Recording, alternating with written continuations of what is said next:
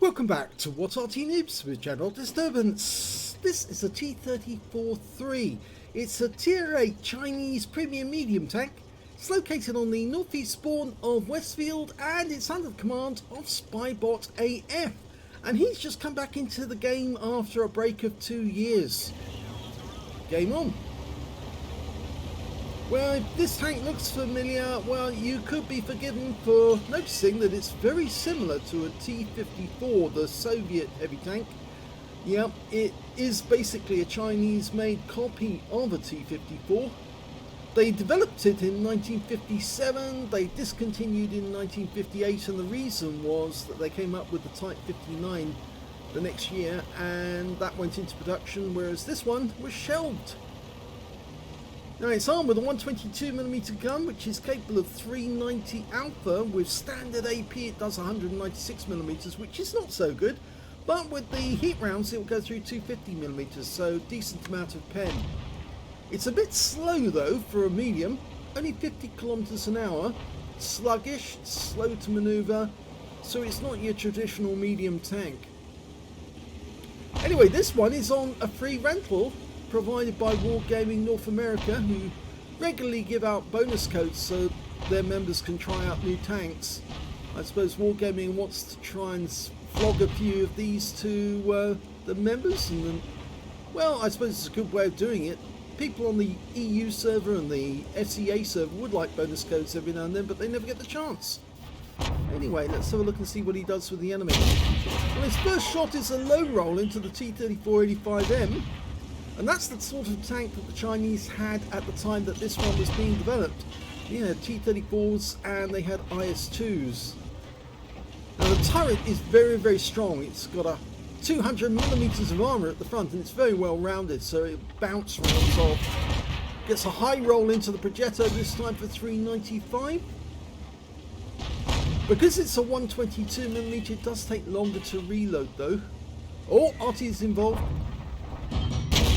Fires a second round in at the T-34-3M, and this time he's going back to the garage.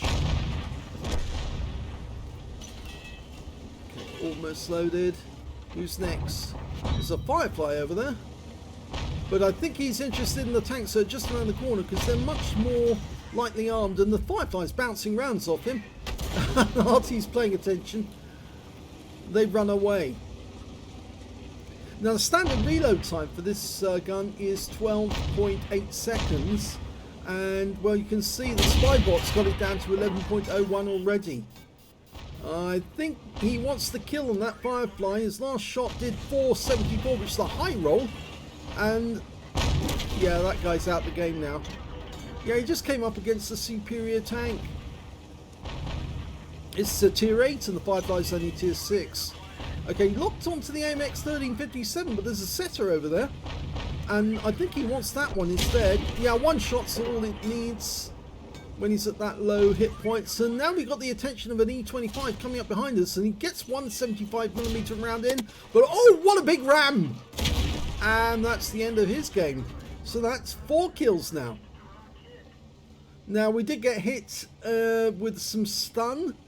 Came in from the enemy Arty, the M12, and we're now being hit by a T-52 with his 57mm gun. He just put one into us. It did go through. So we've got 2 Artys down here somewhere, an M12 and an M44. He needs to get into a position where he's Arty safe at the moment, because either of those two guys could do quite a bit of damage. Found the T-52. And pumps one round in, but it's a low roll again, 358. Waiting for that long reload, and the T-52's out, but oh, both Arty have a go at us. And oh, now he's damaged his engine, his tracks are damaged. He's potentially got a steel wall because he's blocked so much damage, but now he's just got a crawl around and his repair kit is in cooldown, so he's going to have to wait until it's ready before he can start moving fast. At the moment he's reduced to a crawl, but he pumps a big round into that Hellcat for 347. Again, a low roll. Only needs one more round to finish the Hellcat off though. This tank's got preferential matchmaking, so it'll only ever see tier 8 and tier 9. It'll never see a tier 10. And I suppose that's a bit of a relief considering how poor the penetration is on that main gun for armor piercing. It looks like the Hellcat's run away. There's only 3 enemies, or 4 enemies left. No, 3 enemies left. The Renegade just died. There's the Emil 1 somewhere out there, an E25, and of course the Hellcat. But we've lost sight of the Hellcat, but somebody saw us. Probably the Hellcat for that matter. He's just trying to poke and have a look and see if he can find them. Standard T-34 gun depression. It's very low. Oh, Hellcat! He's locked on. Oh, nice kill. So that's 5 kills now. 1/3 of the enemy team. Yeah, it's only got 6.5 degrees of gun depression. And so it's very difficult for him to poke up without that Emil getting a chance at him. His hull armour is best at the front, which is only 100mm, 80 at the sides, 45 at the rear, 200mm at the front of the turret, and 100, I think it's 130 at the sides, and 60 at the rear. Basically, T-54 figures, and we are capping at the moment. That Emil's moving to try and get to the cap. I think he's left it too late. Yep, we've capped out. That Emil's left it way too late. And that's the end of the game.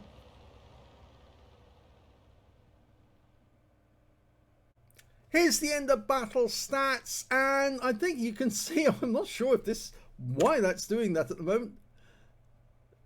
That's better. Okay, it didn't do a full refresh. Okay, after 2 years out, he comes back in and does a second-class tanker in a T-34-3 for Spybot. He managed to get a fighter badge for getting at least 4 kills. He ended up with 5, just 1 short of getting that top gun, as well as a fire for effect for doing more damage than the hit points to his own vehicle, and a Hand of God for surviving the battle having received damage from 4 different enemies.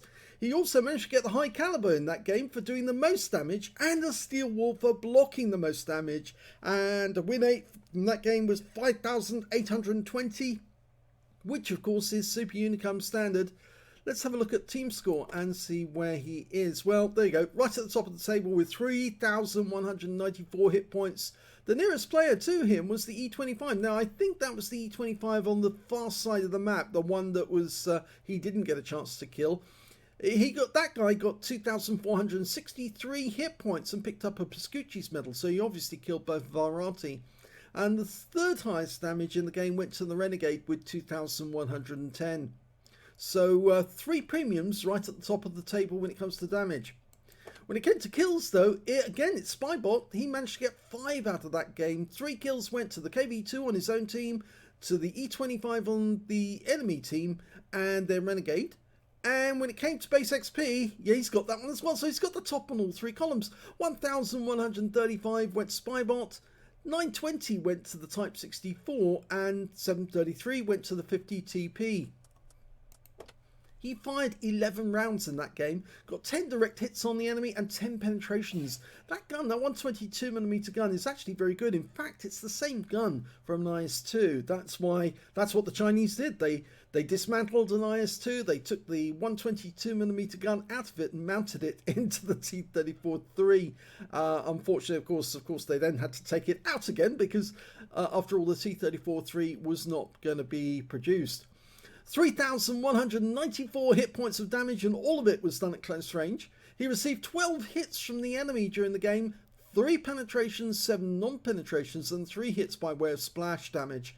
1,255 hit points of damage blocked by armor, 1 enemy vehicle spotted, 7 enemy vehicles damaged, 5 killed, and 211 hit points of damage assistance. He earned 102,774 credits from the game, and after repair and ammunition resupply, took away 84,010 credits. 25 bonds for the game. I think it must have been that particular game in the sequence in the day for completing all the bonuses. And 1,702 XP times 4 for the first victory. 170 for this being a premium vehicle. Took away 6,980 experience points altogether. So he's lost none of his skill. SpybotAF, he's still in it. Still got it. But this is quite an interesting tank to play. It's very powerful for a medium. It plays more like a heavy tank in terms of it's slow, it's sluggish, but it's got a very big gun. It does sort of have medium tank figures when it comes to health, but it's preferential matchmaking. You're never going to see tanks which could really intimidate this one and take it out the game easily. But anyway, let's have a look at the armor profile so we can see what we're looking at. This is the armor profile for the T-34-3. I know that name's a bit of an odd one, isn't it? You'd think if it says T-34 that it's a Soviet tank, the Tier 5 one. No, it's the Chinese ones there. Even when they were calling them T-34s, they were effectively copies of a T-54. Anyway, let's have a look at the front plate. You can see the impacted armour is 100mm, but with that heavy raking on the front, very nice raking of the front plate, it actually works out to be 116mm. So it really does improve the penetration resistance. In fact, actually, you can see with that slight angling, he's got it all the way up to 188, 189. So, yeah, even just angling just a little makes it very difficult to pen this tank. And again, you can see lower plate here, it's 100mm of armour on the lower plate. But with a slight bit of angling, you can see it's very difficult to pen because it's 211. And if I put it straight on, you can see it's still 178 effective armour because of that very well raked angle. The sides are a little weaker, although you can see it's slab-sided. They're straight. Again, 18mm and effective armour 80 because it's slab-sided. So you need to angle this to effectively make it more thicker. The turret is very strong at the front. If you look at that again, you can see right from the front, 213mm impacted armour, but because of the roundedness of the turret, it actually comes out a lot higher. The effective armour is sort of like in the 300 range. If you don't aim directly around the gun mantlet, you're actually going to get much higher results. So yes, it's very strong from the front. If you can go hold down, find a ditch somewhere or a shell crater and snuggle down in that crater so they can't actually see your hull and just see your turret, then you're going to be devastating. Or if you can find some rubble to hide behind and you can shoot over the top of it, then yes, it's going to be very difficult for the enemy. Of course, it's got the traditional weaknesses, the cupolas. There's one on either side, and you can see that although the impacted armour is only 150mm, its effective armour is about the same or slightly more. Of course, the rear and the sides, they are weaker. The rear of the turret is 60mm, and the rear of the hull is, well, effectively 45. So this tank is very strong from the front. Angling really does help a great deal. Of course, you can probably pump around straight through the not the drive wheels, but through the idler, and you can pump it into the hull because, of course, remember you're going through the armour here and the sides, so you should be able to get it through if you can get it through that spot there. But try not to aim for the lower plate or the upper plate. You're more likely going to get either a bounce or it's going to be blocked. Anyway, let's have a look at the modules and see where they are. Okay, modules. There's the driver. He's driving on the right hand side. You can see his viewports up here. He's got a fuel tank right next door to him. So if they do pen through the front plate, then they're going to get a fire, more than likely. And just behind the fuel tank is the ammo rack as well. So yes, either get a fire or they're going to get a big explosion.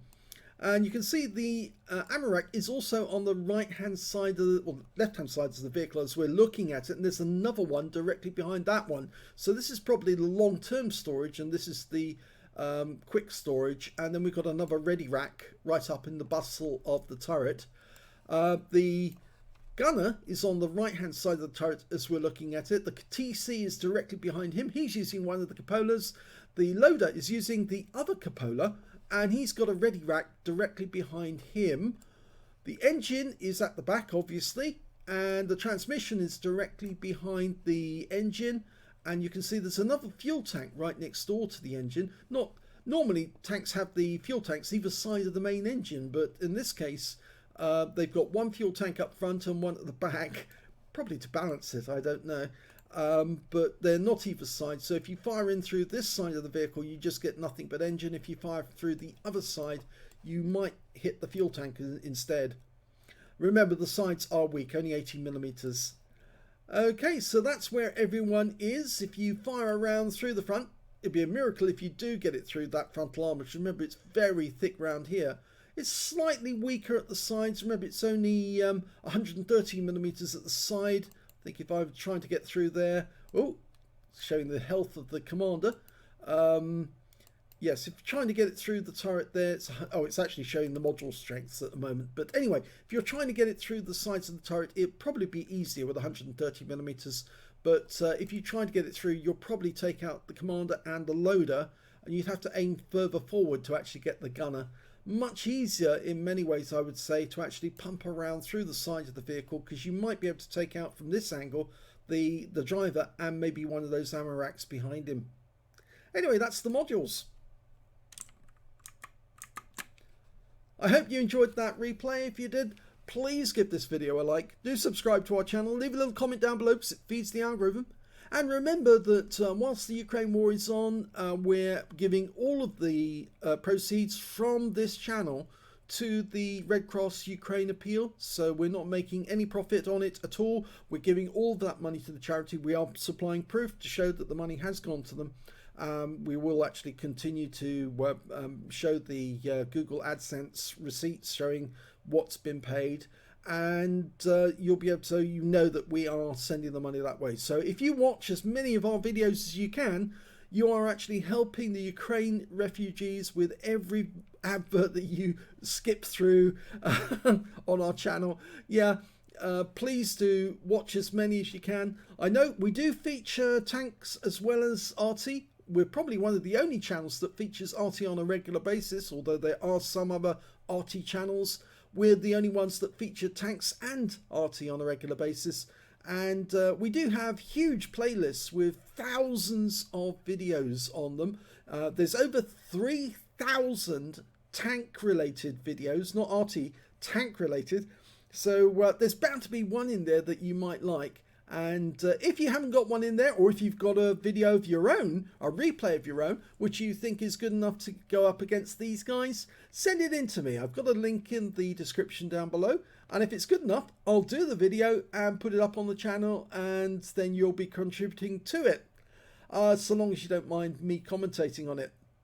We do have a sister channel as well called the General World of Tank Replays, but of course that's not monetized, so any views on that one won't generate any revenue for the Red Cross in Ukraine, but this channel definitely does, so please do watch as many videos as you can.